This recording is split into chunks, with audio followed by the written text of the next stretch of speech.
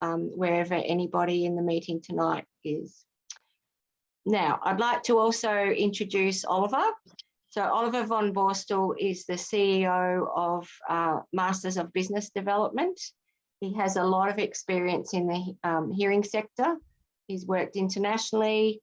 I have forwarded to everybody some testimonials from some of his happy clients. Oliver's trademarked a sales strategy around non-manipulative ethical selling, which I think is going to be really beneficial to HBA members. And I might just hand over to you now, Oliver, to start. Okay, thank you for the introduction, Jane. It's a good idea to record it and share it and to the members. Sorry, Oliver, hello. I forgot to mention to members that Oliver's actually joining us tonight from the Netherlands. Well, today for him, but tonight for us. So thanks for doing that, Oliver. Yeah, I just wanted to mention that. So I say hello to Down Under from the Netherlands. It's 10 o'clock in the morning, and it's nice weather here because it's the beginning of the summer. I'm honored to present to you my concept, which is called non-manipulative ethical selling. You see it on the bottom line. It is about sales and business development mindedness.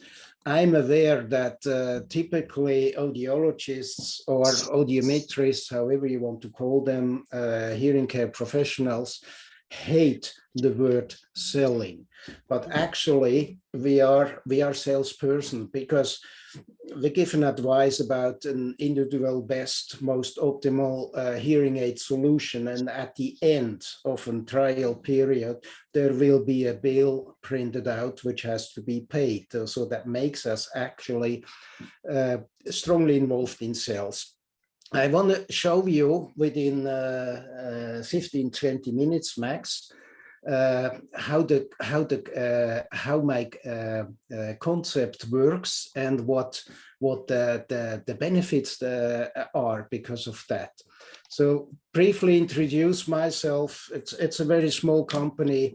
I have Bob besides me as a business partner in Europe, in the Netherlands. But I also cooperate with partners worldwide. One among others is Jim Ullery in America. So that's not so interesting. More interesting is the background I have. I've did some studies in business economics and marketing management, but since 2006, I'm doing what I'm doing still at the moment, and this is helping others to improve the business.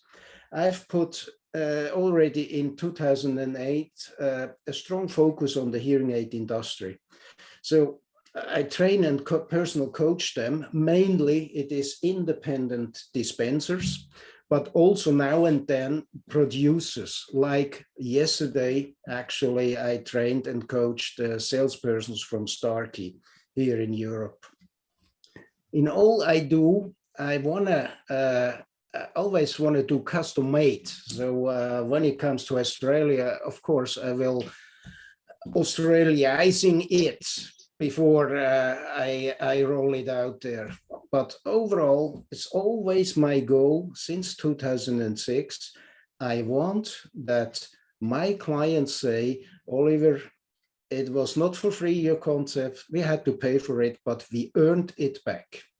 So it's up to me now to convince you that it is really so. So which are my clients? It's producers and independent hearing aid dispensers. And what you see down here, it's also a company in Australia. So that makes me very proud that I have a client in Western Australia, in Bunbury and Busselton. But I also have a client called OptiTrade. OptiTrade is a service organization here in the Netherlands. It's similar to HBA.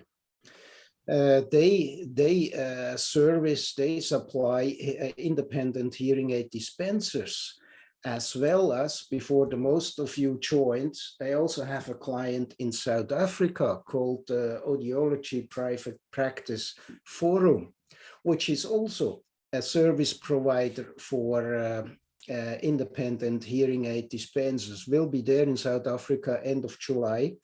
They have an event, the yearly event, and they invited me as a keynote speaker about ethical selling, but also to convince the Australian independent hearing aid dispensers to follow my trainings down there.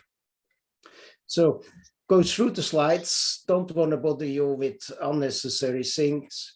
What most of the independent dispensers, just call them dispensers, it's audiologists, audiometrists, and so on, is all of them have a challenge like how to distinguish ourselves from the big ones. The big ones which throw around with discounts, low prices, better than others, and so on.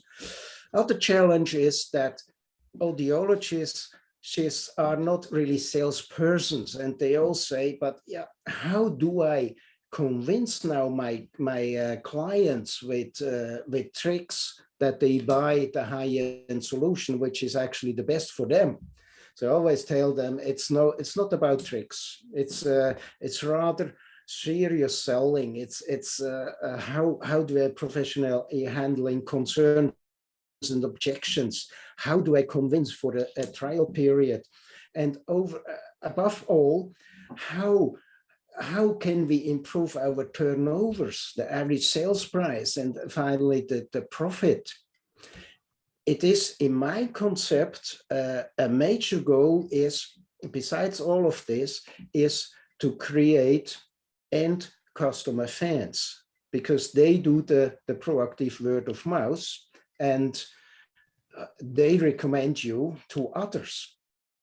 I have an example here how important it is to lift the percentage of private sales out of the pocket sales, which most of all times means the high-end sales. This is an example of the figures OptiTrade, the service provider here in the Netherlands, has spread. They have 120 members. They sold to the members 35,000 hearing aids, and they presented in the January webinar. It was 29% high-end sales and 71% devices, low-end devices paid by Medicare. And amazing is, and this is the same or similar in Australia or South Africa or other European companies, it has a share, the high-end sales have a bigger share on the turnover than the Medicare devices. So that brings me where almost every independent dispenser struggles is, Jesus, what do we have to do? What would happen if we can lift my 15% share, 10%, 25% share to a higher? It would mean a higher turnover, a much larger profit. But what I say, yes, that's true, but I also want to help you that this will create the customer fan who does the recommendation of you with others. So this is the main challenge when I talk to independent dispensers is how do we change our own mindset that we get there. So I will help them with my concept. So let me tell you briefly, don't want to go into the big details, how I help them. My ethical selling concept, which I invented in 2008, of course, it's every quarter of a year I improve it, working on it, is based on actually the person-centered care model, which the IDA Institute in Denmark has described. I extended that because I call it's actually not person-centered care, it's person-centered cure. With the hearing aid solution, the individual best, the most optimal, you want to help a client that they are able to lead conversations, hear others in a noisy environment, and much more than that. I also recognize that internationally, dispensers are rather focused on audiograms and the devices, the brand, the models, than on everything else. So what you see in all the dark blue dots here is very important. One of the most important thing is actually the after-sales services. You are not there yet if a client has bought it. A real fan has and needs after-sales services, and that's what I put the focus on in my concept. Briefly explained, I have a day one training session, training workshop. I call it business development training workshops. The level one is about actually the selling part, the assessment meeting, the consulting process with the client. It has two major goals, this level one first day training. It is, the goal one is they have to convince with arguments and facts a client to do that trial period. Second goal is I want to convince them what's really best is for them with one advice, and don't let them choose out of a selection of hearing aids because they can't choose, they are not experts, but we are experts.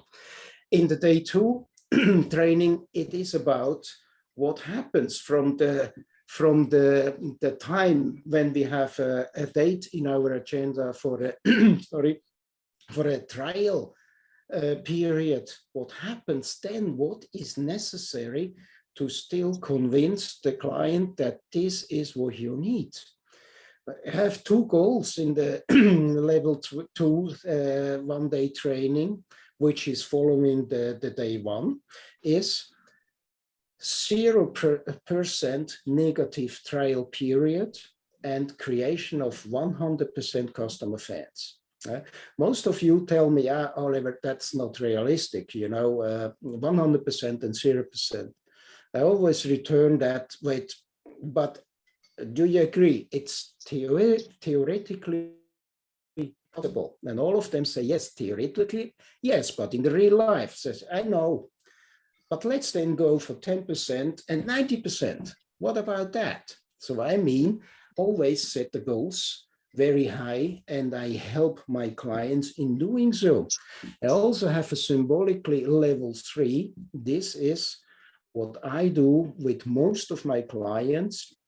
I don't just let them follow the day one and day two. I also want to physically help them to convert, to actually really implement the ethical selling methodology and concept into their own practice. So I call that's a personal coaching. I personal coach them. I'm available in assessment meetings, sell myself as a colleague, audiologist, audiometrist, and I'm sitting there while the client is available. So this has a major impact, which I tell you later what I mean. So in the day one, which is about the selling part, how to convince a client, how to deal with objections, I handle a lot of necessary skills. It's a nasty word, sales skills. It's really about how to non-manipulative, in an ethical sense, convince them to accept my my advice, which is in my belief the best for them. In the day two, we do, besides role playings, we go much more into it, the open-ending question part, but we also learn how to use 3 sales tools which I developed. I call them the cozy sales tools. It's really custom made for the dispensing industry. And in the laboratory, I help them on the job, and I convince them get a certification of ethical selling, which you could stick onto your front door or put it on your wall, showing a client that you are really different in all what you do than your competitors do. I have done so in with my client in Busselton and Bunbury in Western Australia. They put it on their front door. It's not a hearing aid dispenser. It's a company in the care sector, wheelchairs, electric beds, rollators, and so on, because they have the same challenge. What to do if a client tells me, I've seen an advertisement at the shop, I've taken this picture in Australia, they operate the same way. They're telling the clients, don't pay too much. These are thieves. They convince you of a very expensive hearing aid, which actually is not necessary. So how to deal with that? I go for that. So in my concept, I want that my students leave their own comfort zone, actually moving into a new comfort zone. This is what level 1 and 2 and the personal coaching are doing, that actually leave a concept behind which moves them in a new growth zone, which I call that's the new comfort zone. I often ask, yeah, Oliver, then you have to come to Australia, being available in the training sessions face to face. Yes, I love to, because my daughter is living anyway in Australia. I'm quite often there. But couldn't it be then online training? Yes, it could, but it has a low effect. Online webinars are not effective. So I really need to come to you, because I want you that you move out of the comfort zone, the fear zone, that you learn skills, and that you, with all of that together, I help you to improve the business results. I do more than that. I informed Jane and Stephen a couple of months ago. I also have a level 5, actually. This is, we didn't discuss that in depth with the board, with Jane and with Stephen. It's about a one-day training workshop, which I give to shop owners and our shop managers. It's about the business strategy. It's about how do I really distinguish our shops from the big chains, the big boxes, about marketing, about managementship and leadership, and a lot more. So I'm doing that. I could also do that in Melbourne, Sydney, Brisbane, even in Perth, if you want me to do so. Just think about it. Leads me to the part, why should we do that? Why should I do that? Look, these are a number of clients I have in Europe. I help them to lift their private out of the pocket sales, which means the high-end devices sales, from a basis percentage to a marvelous result. It's different client by client. Even so with OptiTrade, the service provider, they started somewhere, and since I help its members, it's the total picture has grown the past 3 years. So I want to do actually the same with you. That this is my goal, together with my approach concept, could also be the executive training part, really want you that you create fans with the help of my concept, that you lift turnover and profit, but you also that you increase your market share despite you have a huge competitor in the same town or same village. This is what I go for. I want to help you to create a new comfort zone by a proven successful concept. So I really want to help you to increase the financial results. I've done so, as I said, in Western Australia. This Joanne Mitchell, she is the CEO of Capabilities in Busselton. I want to share with you the testimonials, already sent them to Jane and Stephen. I have a testimonial of a customer here called HOR Partners, Hearing Partners in English. There's about 40 shops, and Arthur confirms what Oliver says, that you earn the investment back in Oliver's concept is true. It's can't be said nicer than that. I'm very proud of that. And it's always been my goal since 2006. I want that the customers confirm it's a very, very, very good concept Oliver has. We really earn it back. And I have much more testimonials. This one is the sales director of Start here in the Netherlands. Jeroen is an audiometrist. Yasi is a UK sales manager, which does that with her employees. So that's in very brief about my concept. So now I bet you have a lot of questions, and it would be my pleasure to answer them.